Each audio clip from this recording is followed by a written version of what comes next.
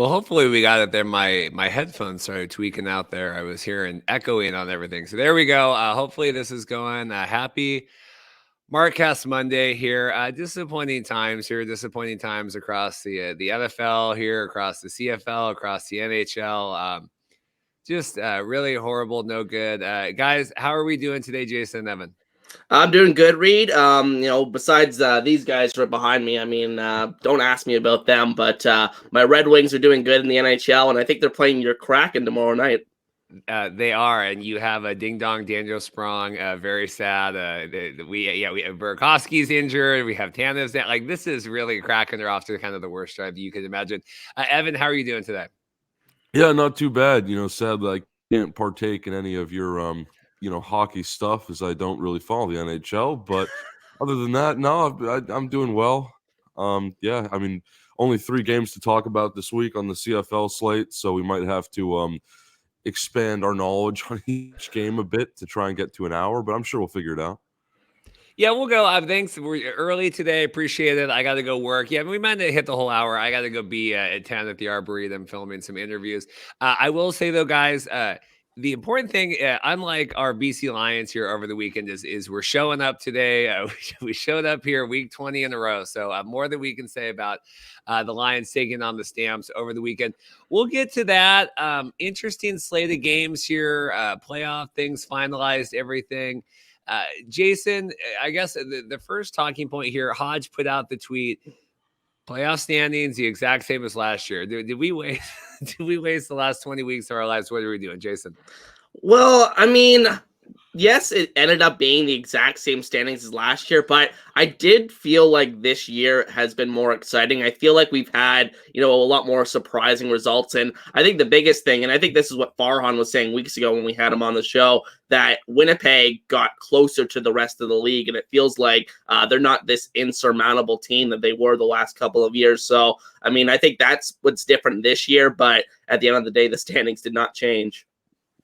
Because that's the thing, we started out the season and we're really excited. And let me even get the standings up here so I can look at them. But, we kind of get excited and we romanticize about all these different things happening. And then to have it, it's disappointing. Like I said, I think, especially like with the Lions and things, it felt like there was a little bit of complacency on Friday night. Of like, well, like Winnipeg's not going to win or they're not going to lose. And like, like to me, I don't know. To me, it feels like we're accepting our lot in life here as a little bit less of, hey, maybe we could actually make a run at this. Evan, what did you make here? Back-to-back years, same standings here coming into the playoffs.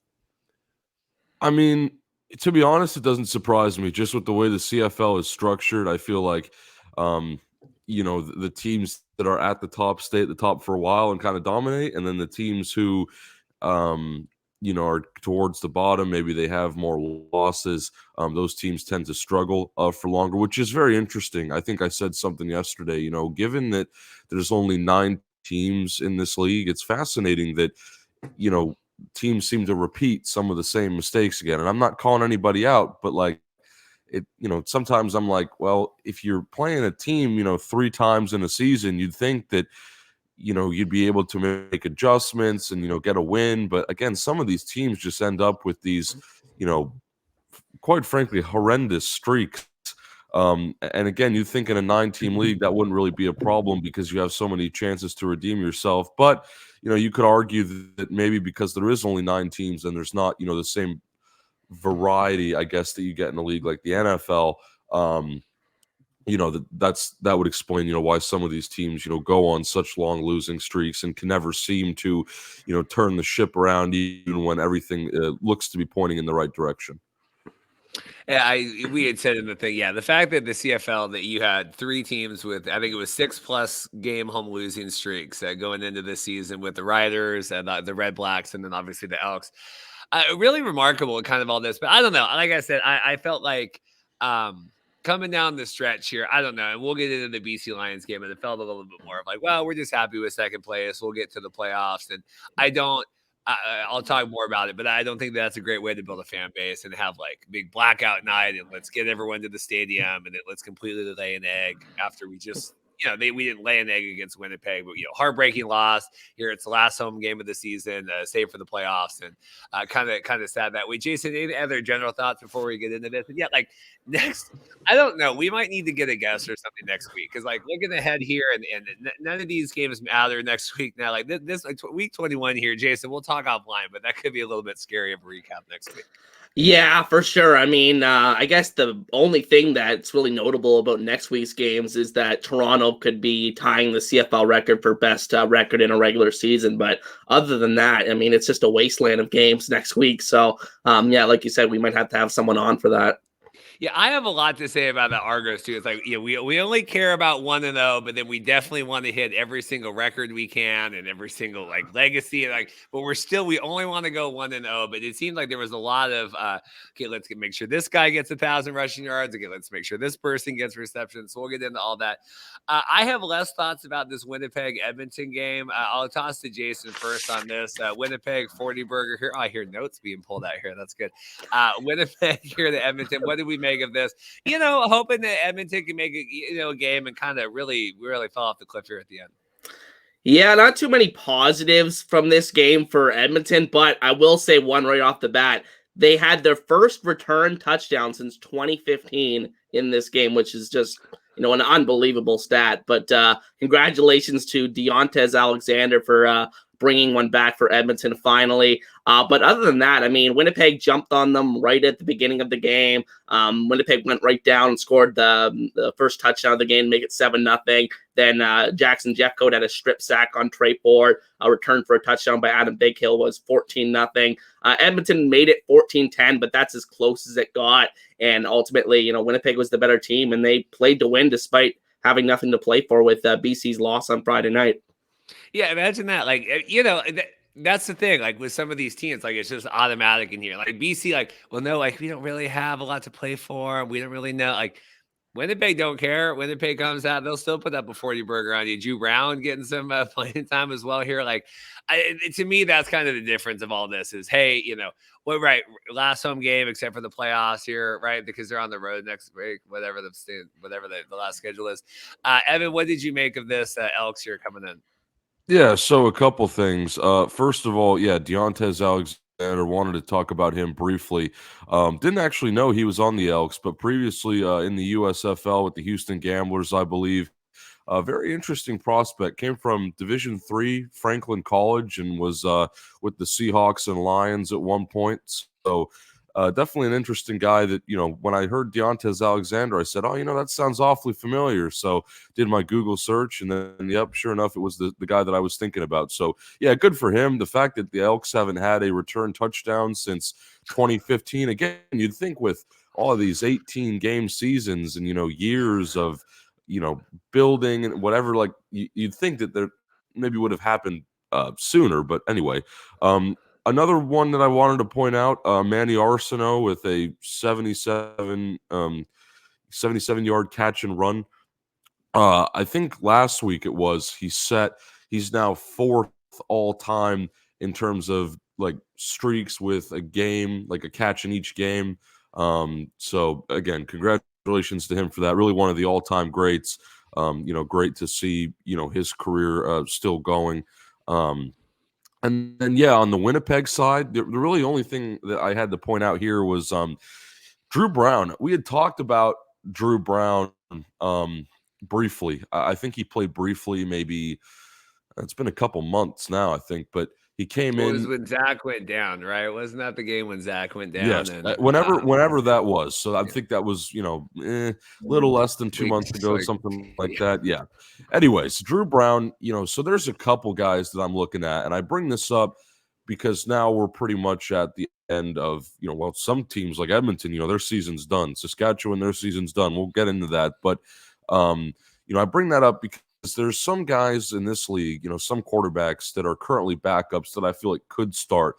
Dane Evans was a name, that's been floated around. I was talking to Derek Dennis this weekend, and, we had a nice chat about Dane Evans, and, he came off the bench, in BC, and we can get to that too.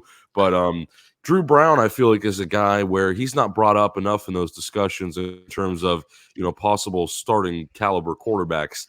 because in this game, I mean, completed every pass, 94 yards, 2 touchdowns. I mean, to be honest, if you weren't paying attention to that game closely, you might have not known that Drew Brown was even in. You would have just thought it was Caleros and wouldn't have batted an eye. So Drew Brown, I definitely feel like, deserves his credit, deserves some recognition, has definitely developed in this league, I think, and excited to see where he can go from this point forward.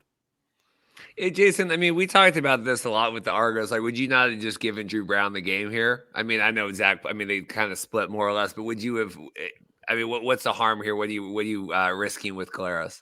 Yeah, exactly. I mean, yeah, I would have done that. I would have just gave Drew Brown the entire game to play because, like you said, they have nothing to play for standings wise. And Caleros is a guy that the last couple years he's been able to stay relatively healthy, but throughout the course of his career, he's had a lot of injury issues. So why, leave him vulnerable to that? I think it was pretty questionable in hindsight for Winnipeg, but he got out of this game unscathed, and I doubt we'll see him next week.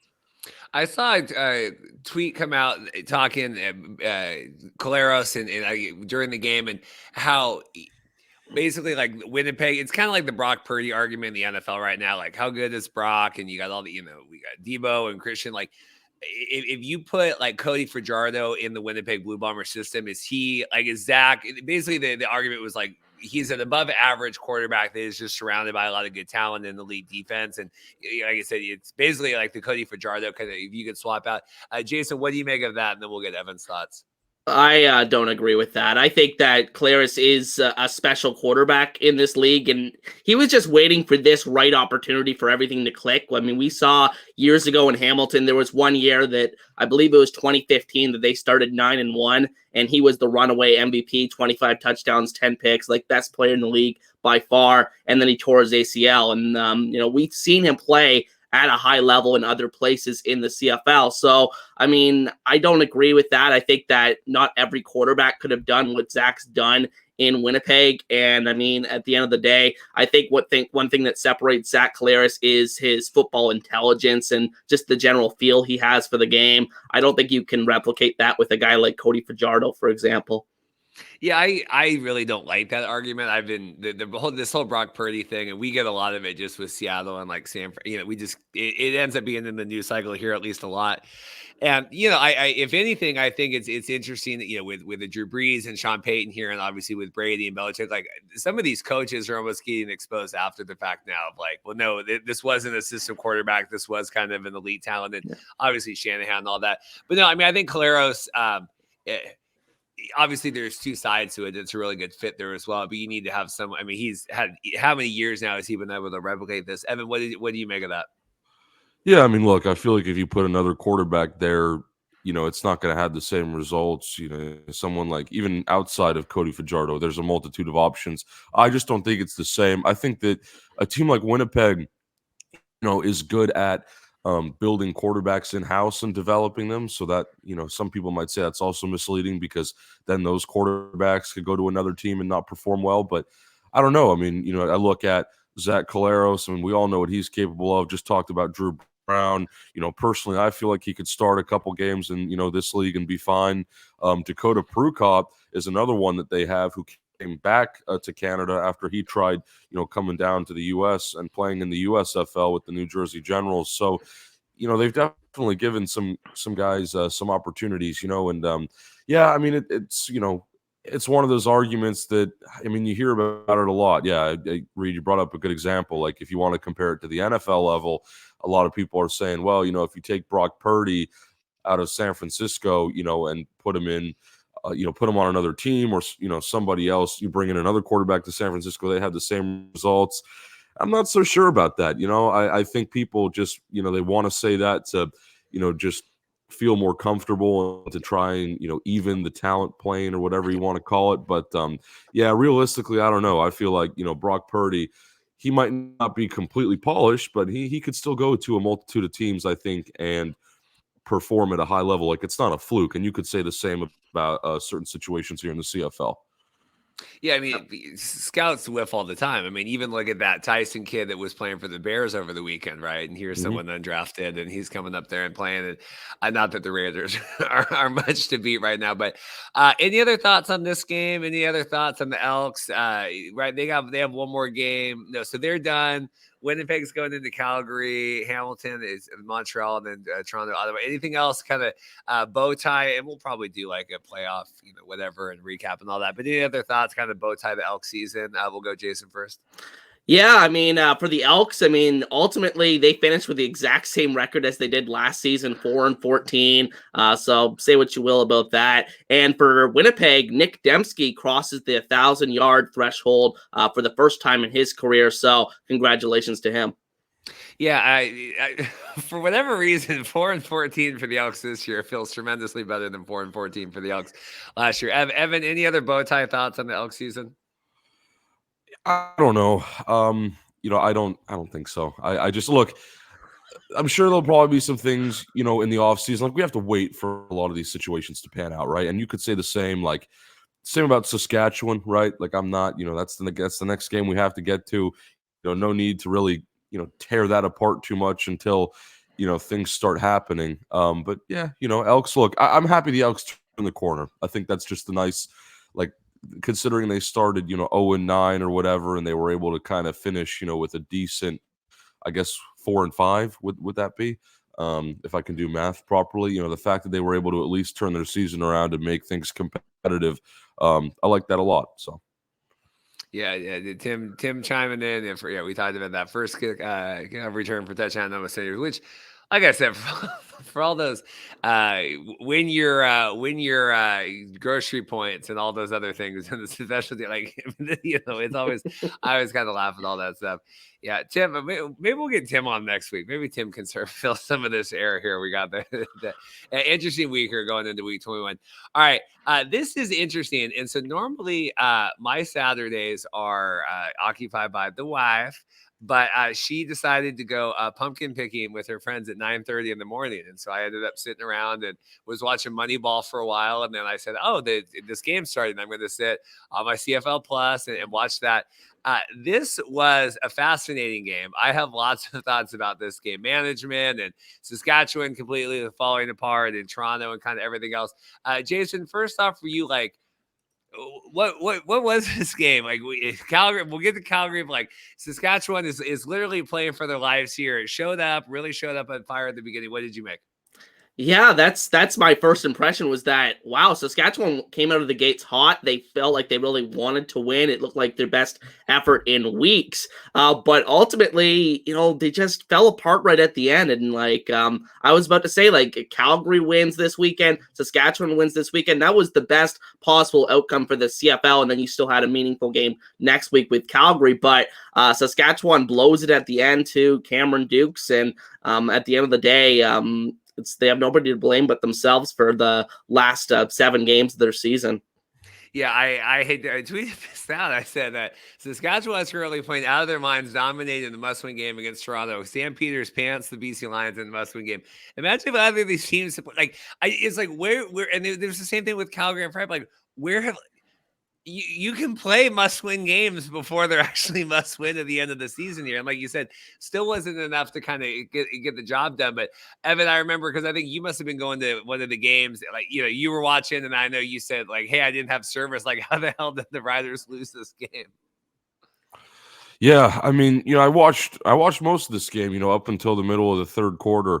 So I think I stopped watching right when Cameron Dukes came in, but obviously good to see him get some work in. Got to point that out, of course. But besides that, that's heartbreaking, to lose a game like that at home, in front of your home crowd, and especially, I think what really makes this significantly worse is the fact that Saskatchewan had this same scenario happen to them last season, where their season ends at the beginning of September and they just don't win after that. When you need to win, I was saying, for weeks back in, August and even July, again, when Saskatchewan was still building momentum, that this team had a lot of talent. And I believed in that playoff race because I figured those last 2 spots, it looked like it was going to be between Saskatchewan and Calgary. Of course it was. I thought Saskatchewan, had the advantage. I thought that they would be able to overcome, last year's late season struggles. But unfortunately, they were unable to do that. And I'm sitting here, I'm very surprised, I think, more than anything, that team, with all the stuff that they had going on, and it just felt like they had enough talent to get it done. I don't know. Look, I'm not going to try and do many comparisons. I don't know if they have more talent than Calgary, maybe in certain areas, whatever. I'm not breaking all that down right now. That would be something Jason could do on his channel. But, I don't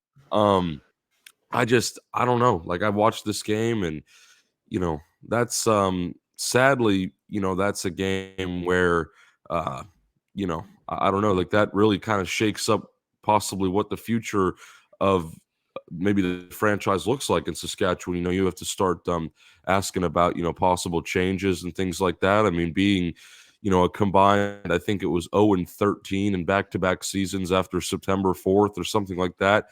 Again, just another one of those stats where you just kind of, you want to look away. Like, it just doesn't seem right. And I feel really bad, for all the Rider fans. I know that's one of the better fan bases in the league out there in Regina. Definitely a very a unique spot, I would say. Doesn't get talked about enough. So hats off to everybody there. But yeah, I wasn't even. I'm not really a fan of this team. But even I was disappointed because I know, when you lose a game like that, that's the one that you think about. Because you had, I mean, obviously they've been on a bit of a slide now. But that's not something that you come back from so easily. And I think it's just, more than anything, I think it's fascinating how Calgary, despite everything being against them, everything working against them, everything looking like, this was the end, they're still in it. And I think all the players, all the players were kind of saying and thinking the same thing, like, well, we're still here. We still had a chance. Give us a chance. And they've somehow once again made the playoffs. And again, that's the other thing about having a 9-team league, right? Like, it's a bit easier to kind of keep those streaks alive, even in a year where, again, like this year, I thought there was no chance. I thought Saskatchewan could lose. Again, I thought they could lose, 6 of the last 7 games and still, find a way. But no, they didn't. And that's something, again, that's going to sting for a long time. Yeah, 18 consecutive postseason appearances. Congratulations, friend of the show, Ryan Ballantyne. He tweeted out, yeah, they're old enough to vote now. The CFL Calgary, because this was just remarkable. And we had on Jamie and I right last week because I said I got to, with the green zone up there, and I love Regina. I mean, Dorothy and I really did have the best time up there for the Grey Cup. Like, really delightful, beautiful, beautiful. We walked in the park with Rob Vanstone around the lake. I mean, really tremendous up there. Fan base for the Riders, but he said, like, if they lose, people don't even want them to even have the opportunity to be in the playoffs. The fan base wants them to lose. And I keep checking my Twitter. He says, come Monday morning, like, when it's official that they're not in, like, heads are going to roll there. And I imagine, like, I don't know how you can go 0-7 the last 2 years, like Evan said here, following September, and like, that whole regime is gone. I mean, this is crazy, and I think wholesale changes are coming there. Jason, like, Rod Peterson had tweeted that over the weekend as well. Like, obviously, he long history with the Riders. This great franchise and where it's at right now. What do you make of just kind of the downfall of the Riders? Well, the first thing you look at is the attendance. I mean, this was the worst attended game in Regina, I believe they said, since 2006. So that is very alarming, and it shows you that a lot of these fans have tuned out from this team with what they've gone through the last couple of years. So I think that is very concerning. I think we're bound to see, a big house cleaning like we saw in Edmonton a few years ago when they got rid of the president, the GM, and the head coach. So, I mean, I expect that to happen in Regina. I don't think that any of those guys survive. Maybe the president, of anything, but I think O'Day and Craig Dickinson are out as the GM and the head coach in Regina. And I think at the end of the day, I don't think that you can go forward with those guys in that leadership group there in Regina. I did like how it came out afterward because they were doing the clean out the locker day, and it was Britton Gray that does the show with Jamie, and they're like, Well, Trevor Harris said, like, well, I was going to be ready to go in the playoffs. Like, I was going to be ready. Like, for what? Like, that doesn't, like, I mean, it's great. Like, I don't think that Trevor Harris comes in there and lights the world on fire either. I mean, Yeah. to me, there was kind of a fundamental, just something wrong with this team here. And I mean, Dalagala is doing fine. I mean, he's throwing, he had the 2 picks, 429 here. I mean, he's throwing the ball all over the field. Like, I don't know if you bring in Trevor Harris, like, Evan, if let's say they eke in here and Trevor Harris comes in, like, does that make any difference at all? Yeah, I don't know. It's an interesting question. I feel like you almost can't answer it because Trevor Harris didn't play for long enough this season with the Riders. Like, to be honest, look, if you want to take away some positives from this game, if you're a Riders fan, Gal looked pretty good. I understand that, he had the interception at the end of the game that kind of, really put things away. And I wouldn't count that as good. But, other than that, I mean, look, he, spread the ball around. He got Samuel Elmos over 1,000 yards on the season, I believe, who had a great game also. Shout out to Sam. Sean Bain had another nice game too. He was on like a practice roster last year. So that was actually a pretty good I guess, gem, you could say, that Saskatchewan was able to capitalize on. Anyway, Jake Dolagala, I feel like, there is promise with him moving forward. And regardless of, who's there next year or, if he stays around or whatever, I feel like, he had an opportunity this season to prove himself. And, while he did not win this game, which would have been, a significant moment, and we always use the term quote unquote legacy game, which, this could have been one form. I mean, 429 passing yards was pretty impressive. But yeah, I mean, Jake Dolagala, you have something there. I don't know. Again, there's so many questions about the future here. I feel like there's almost more questions now in Saskatchewan than maybe there is in Edmonton, just because, they've produced the same result in back-to-back seasons, and they had so much, like, it felt like they changed a lot of things significantly this offseason to make sure that wouldn't happen again, but they're just kind of, right back where they were. And again, that's extremely unfortunate. It's a tough business. It's a winning business. It's really what it is. There's no denying that. So yeah, it's just, it's one of those things. But there are positives again for Saskatchewan. I mean, again, from the player standpoint, I thought Jareth Stearns was a really good pickup midseason. I've sung his praises. Definitely somebody that I think should have been playing pro football sooner, possibly in the XFL. And then, on the Toronto side of things, because, I mean, we've been talking about Saskatchewan for so long and just kind of how this was a fallout for them. I got to give some credit to Toronto here. I mean, again, this team is so deep, like they can pull anybody and still, have a chance. And that's why I'm very confused at why Chad Kelly was in the game for as long as he was. I got to talk about that first. And I know you feel a certain way about that, Reid. But man, like, I know, look, we brought it up a bit with Caleros too. Like he, maybe could have rode that one out, and Drew Brown was obviously fine to just, have his moment. But man, like, I think with Chad Kelly, it just felt so much worse because, you saw him getting hit. Like they, benched, or, well, I shouldn't say bench, but they rested a couple, I think, of their starting linemen. And, you saw Kelly start taking some hits out there. And there was one where, in that third quarter where, like, they literally had to bring Dukes in at that point just because, he was kind of hobbling off the field. And I'm sitting there like, geez, I mean, this is just so, like, it makes me angry when I'm sitting there watching that because it just feels so preventable. And look, I understand. Look, Ryan Dinwiddie's a great coach. I'm sure he has his reasons for it. Maybe I don't agree with it, but I that's, again, that's above me, above my pay grade. So yeah, look, I don't know why Chad Kelly was in the game as long as he was. I thought he had a respectable performance regardless. And then Cam Dukes came in and finished everything out. But like with the Argos, man, it just feels like every name, or at least every time that they rest some of their starters. It just feels like there's another name to talk about because they're so deep. Like this week, I'd say, give credit to hopefully I don't butcher this name, but Daniel Adebaboye.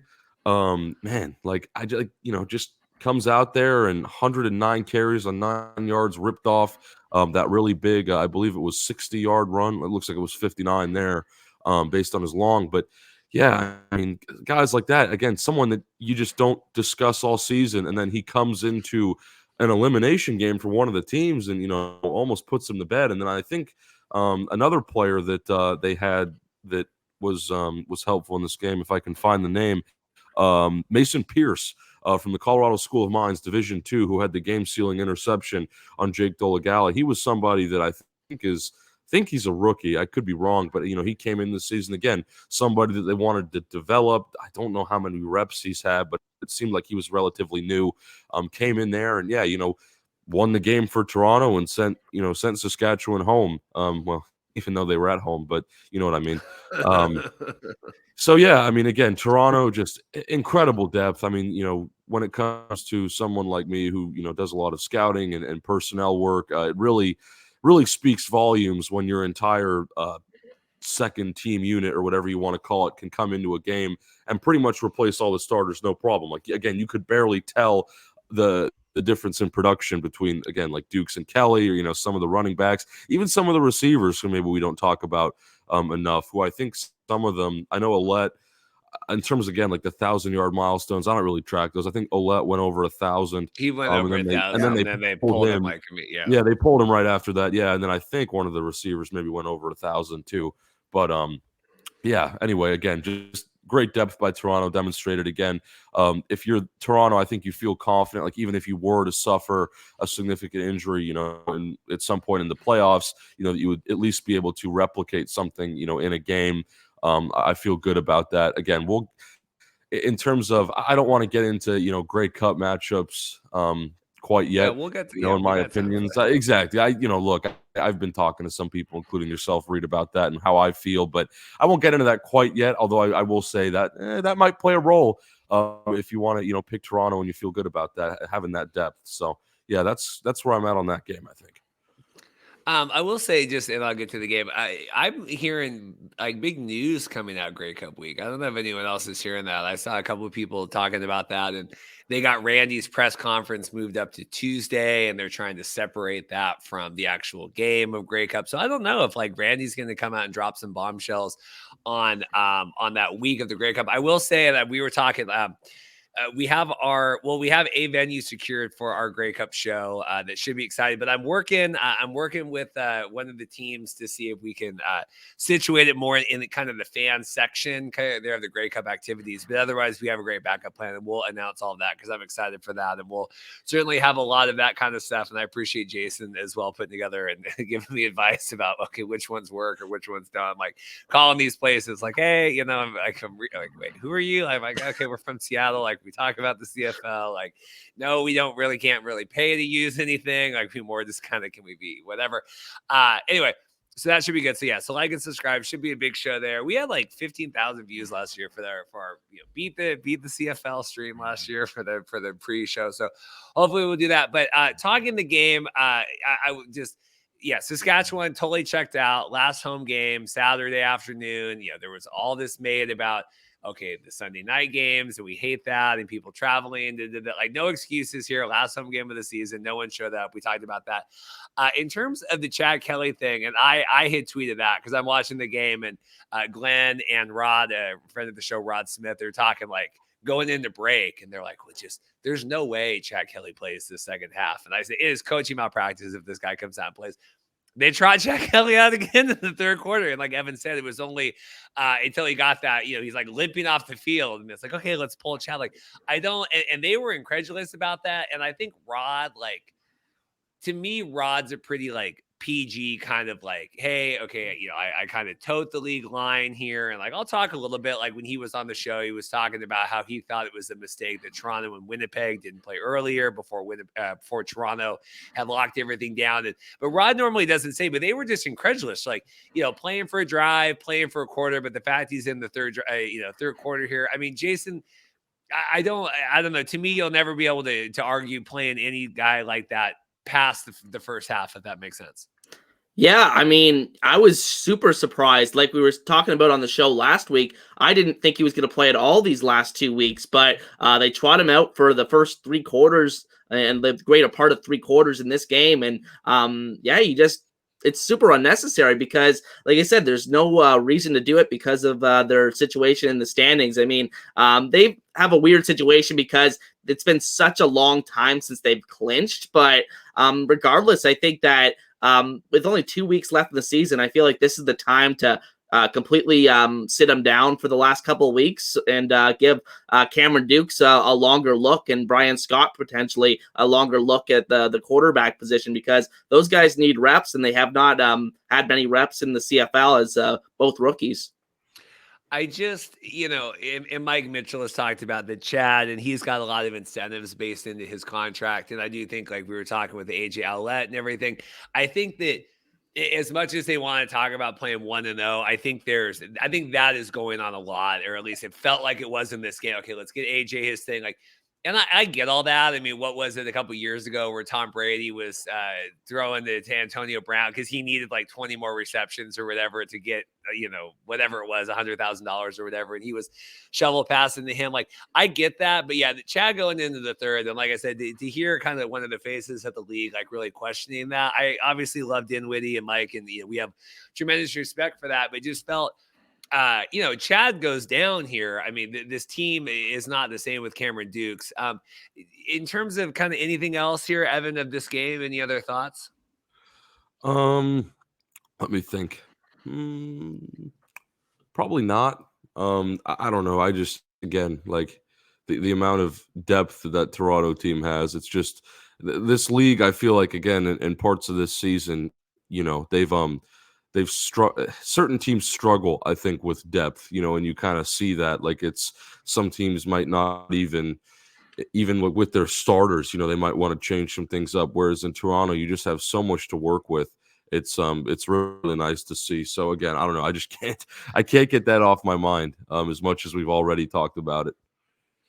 And then, yeah, finally, like I said, just another disappointing season for the Riders where it really felt like they had, to me, I still remember the Labor Day game and sitting there and working and, excuse me, I got whatever in my throat, listening to the game and then beating the Bombers at home and like, oh my God, there's all this momentum and the overtime win and all of that. And then to think that would be the last game they would win this season is incredible. I mean, Jason, like, the decline of that, I don't know, to me is unprecedented here to lose the last 7 games, back-to-back seasons, especially this year, where that, to me, it was like all the momentum was going in their favor. Yeah, there's some things in this league that simply don't make sense, right? You were saying with the 3 teams that had long multi-game home losing streaks at the same time in a 9-team league. Like I said, there's just some things in this league that don't make sense, and I kind of chalk it up to that. Just some weird things happen in the CFL, and I mean, yeah, just some strange things have happened in Regina the last couple of years. Yeah, I got the tweet here just talking about how, Harris would have been back. Jason, do you see Harris next year in Regina? Is that like, are we doing that? Are we going to wait till we get new coaching staff in? I mean, Jamie and I seem to think that it was like, hey, if I can go in and take the head coaching job there, knowing I have someone like Trevor Harris, does that do anything for you, or do you want to kind of rebuild?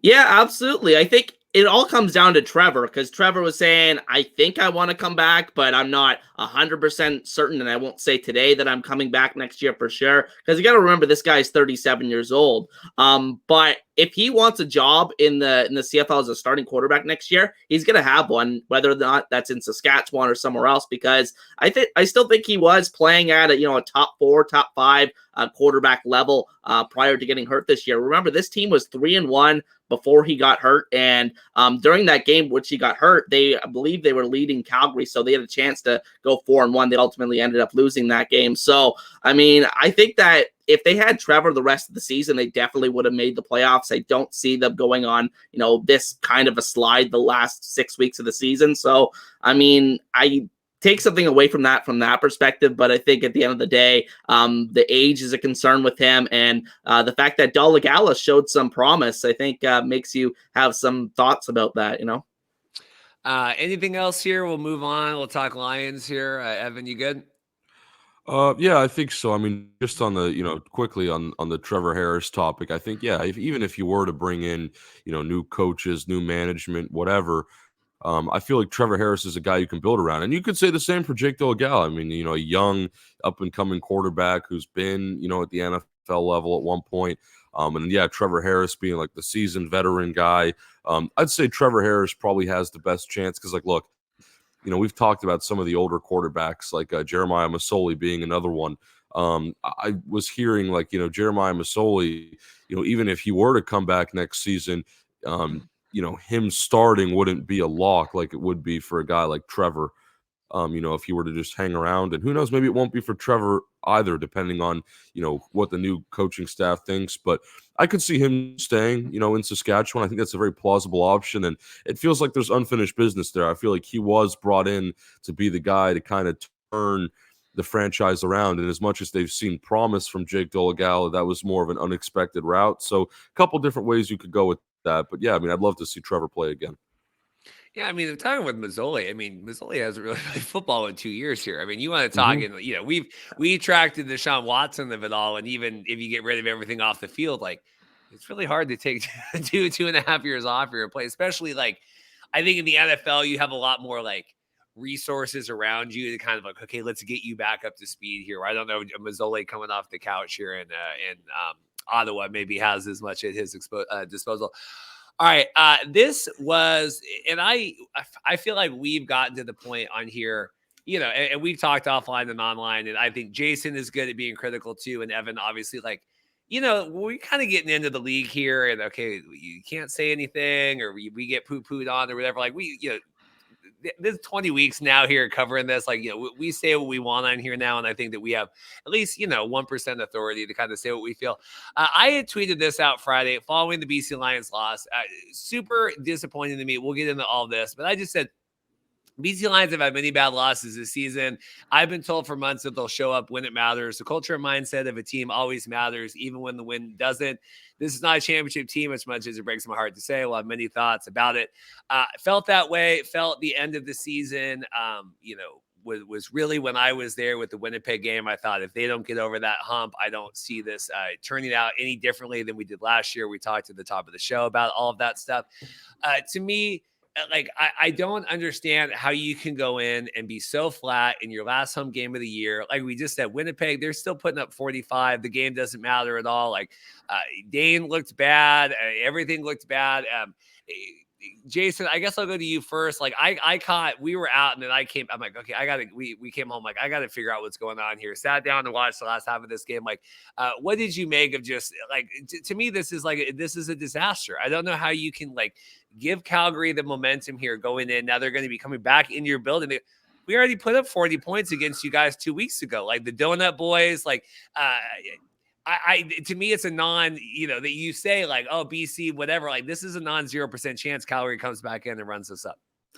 Yeah, I mean, I still think they're going to win that game personally, because I think there was a lot of things in this game that swung in Calgary's direction. Because one thing I'll point to is the two dropped interceptions that one of them would have for sure went back for a touchdown by Gary Peters. So I think Calgary didn't really play that well. I don't think the score really reflects that this game was like such a large spread. I think that at the end of the day, it was actually a pretty close game in terms of the actual level of play in this game. But I think that it's concerning that BC shows up flat in some of these spots. Like this reminds me of that game that they lost to Hamilton earlier this year, where they just looked like a team that could not match the other team physically. And Calgary just kept on running it right down their throats time and time again. And I think that's my biggest takeaway from this game, is that this finally looked like last year's Calgary team that's very capable of running the football, plays some pretty good defense, a capable defense that has some flaws, but a team that really relies on that running game with Kadeem Carey, who really showed up for the first time this season. Peyton Logan was a difference maker as well. I always compare him to kind of Darren Sproles. Like, I think he's just a really fascinating player to watch, and I think he had a big game in this one. And I think Calgary's just kind of finding their groove at the right time here after sleepwalking through the whole season.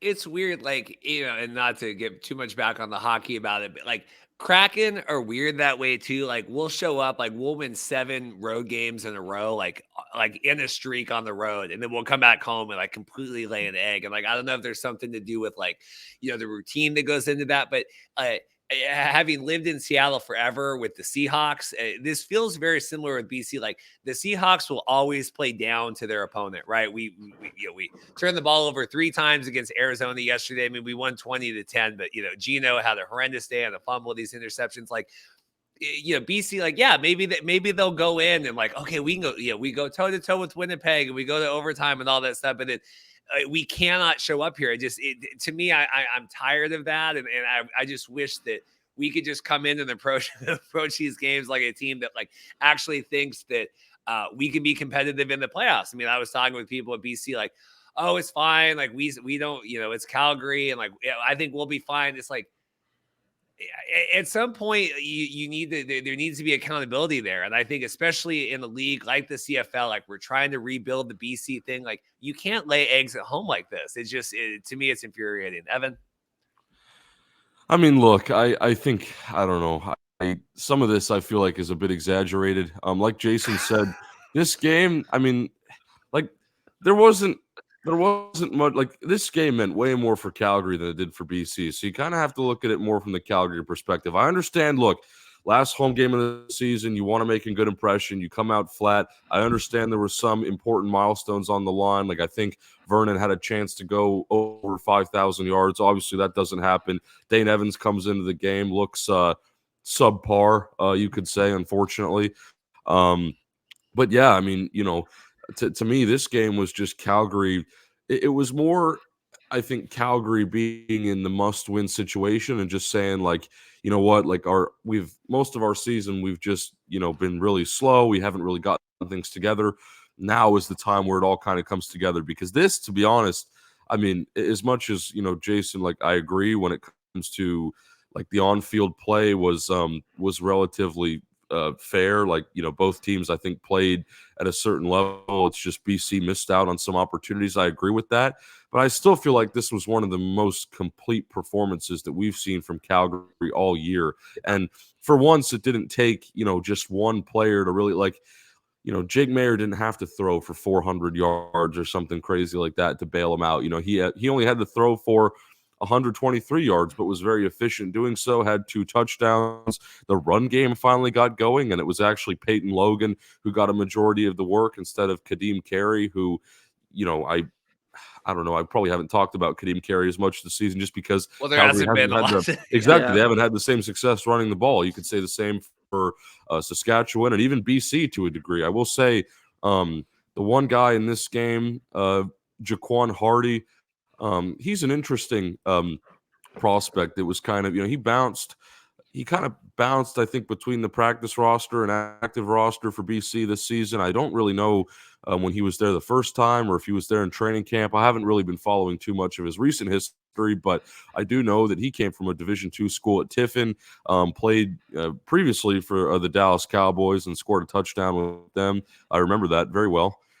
Again, any small school player like that, I enjoy looking at things like that. So Jaquan Hardy, I mean, unfortunately, look, 11 carries, 41 yards, 1 touchdown, really wasn't too exciting. I mean, you're averaging under 4 yards a carry, still a lot to, be desired there. But I feel like that's a piece, again, I mean, if you're BC, going into the playoffs, I'm sure, there's a lot of different feelings there. Jaquan Hardy, I feel like, is one of those guys where, maybe you go into the off season and he's, somebody that you evaluate a bit more in depth, especially given, you've tried a lot, I feel like, in the run game. There's been a couple different people, Taquan Mizell, Sean Shivers, that have come in there, to try and do something, and it just hasn't really worked out. So again, maybe you further evaluate something there. And now I'm just kind of getting into players, but we'll roll with it. Justin McInnes, someone we talked about at great length at the beginning of the season. Then, you had guys like Alex Hollins and Keon Hatcher kind of take over, in the receiving game. Again, we all know how diverse that receiving core is, but McInnes, stood out in this game, which was, good to see. And then, on the Calgary side, like I said, we talked about Peyton Logan. We talked about Jake Mayer. Reggie Bagleton, I'm not sure. I think he was already over the 1,000-yard threshold going into this game, pretty well over that, I think. So not really much on the line there. But again, somebody who, through the thick and thin this season for Calgary has been a guy that they can rely on, regardless of, what's going on. Somebody that you can just always, throw to, and there's a good chance that the play will be made. So, Bagleton, I'm sure, is happy given that, he's been, doing things in Calgary for a couple years now and even had a stint with the Packers kind of in between that. I'm sure he's happy that his team is playoff bound. I mean, they're all happy, obviously, the team is playoff bound. Again, like, I don't think it just seems like such an unprecedented position, not just to them, but I think to a lot of other people in the league as well. So that's kind of where I'm at on that game. Look, BC, unfortunate turn of events there. It wasn't a very entertaining last game at home, but I don't know. Again, I just don't think this is the game to be getting mad about. Yes, you want to have momentum going into the playoffs, but at the same time, like, if you don't have as much to play for or really nothing to play for, given that, they were pretty much just in second and that was it, well, I guess if they won, maybe they could have extended it, but then Winnipeg, beat Edmonton anyway. So again, that's where all the, interesting scenarios come into play that I don't really know enough about, to talk about. So I'm not going to go into that, but yeah, ultimately, again, I just feel like this game is so much more interesting now that we know Calgary is going to the playoffs and you're going to turn around in a couple weeks and the same matchup is going to happen at the same place. That's the only thing where I'm like, okay, because again, we kind of all expected Saskatchewan to come in and play BC. And again, which team is better to play? I don't really know. BC should be beating either of those teams pretty handedly, but you got to ask yourself, like, maybe Calgary, like, again, they're starting to know this team a bit better. They've played them, I feel like so many times now this season. They'll be playing them again in the playoffs. I saw Calgary play at BC, going back to beginning of August. Like, I saw that matchup live, and yeah, the fact that that's a playoff matchup again is still a bit beyond me. But again, funny things happen, and yeah, well, it'll be interesting to see, what Calgary does again with that sort of, recency bias or familiarity or whatever you want to call it, because they could take advantage of that. Again, BC should definitely be winning that game, but maybe it's more competitive with Calgary, ripping this one off. Yeah, I'm looking here at the standings, like, and we've talked all season, like, oh, BC, like, I mean, they're 12-6. I mean, Alouettes are 10-7. If they win over, they win this weekend, they're 11-7. Like, we've talked about like the slide and the roller coaster of the Alouettes all season here, and like, I mean, BC in terms of their record here, 12-6 is not. I don't know. Like, to me, there was just a lot of winnable games here that we kind of let go down the slide. And to me, like I've already said, a lot of complacency of like, well, like Winnipeg's going to win anyway. So who cares? Like, we'll take second. The last thing for me, we'll go back to Jason and then we'll probably get out of here soon. Goodbye, Vernon, MOP debate. Like, and I know he was kind of banged up, right? But like, we're not even bringing him out the second. And I know we talked about the whole Chad Kelly of it all and all of that, but like, BC at least had quote unquote something to play for here in terms of trying to at least get first, even if it was kind of a futile point. What did you make, Jason, of that? Like, I mean, say goodbye to the Vernon MOP debate. Well, it was weird considering what they said going into this game. Like, we want to put pressure on Winnipeg to win those last two games. Like, we're going to go all out to win this game.